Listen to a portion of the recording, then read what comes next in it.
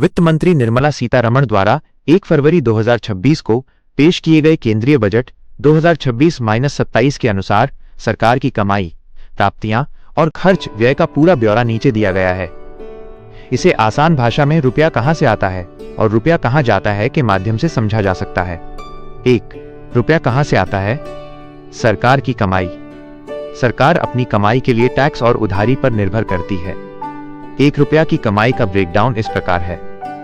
स्रोत: हिस्सा प्रति रुपया, उधारी और अन्य देनदारियां बोरोइंग्स 24 पैसे, आयकर इनकम टैक्स 21 पैसे, कॉर्पोरेशन टैक्स कॉर्पोरेट टैक्स 18 पैसे, जीएसटी और अन्य कर जीएसटी और अदर्स 15 पैसे, गैर कर राजस्व नॉन टैक्स रेवेन्यू 10 पैसे, केंद्रीय उत्पाद शुल्क एक्साइज ड्यूटी 6 पैसे, सीमा शुल्क कस्टम्स 4 पैसे, गैर ऋण पूंजी प्राप्तियां नॉन डेट कैप 2 पैसे।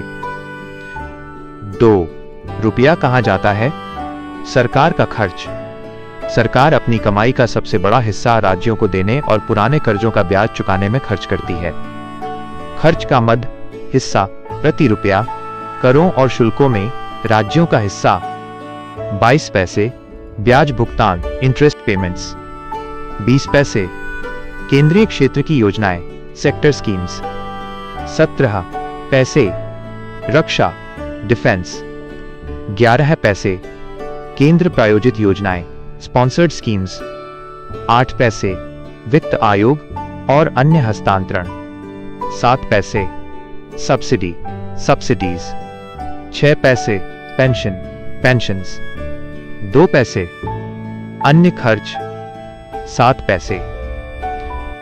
बजट 2026 की कुछ बड़ी बातें। कुल बजट का आकार 53.5 लाख रुपए करोड़।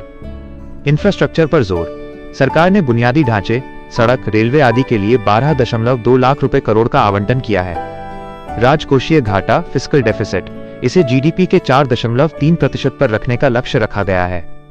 नया आयकर अधिनियम 2025, इसे सरल बनाने के लिए 1 अप्रैल 2026 से लागू किया जाएगा।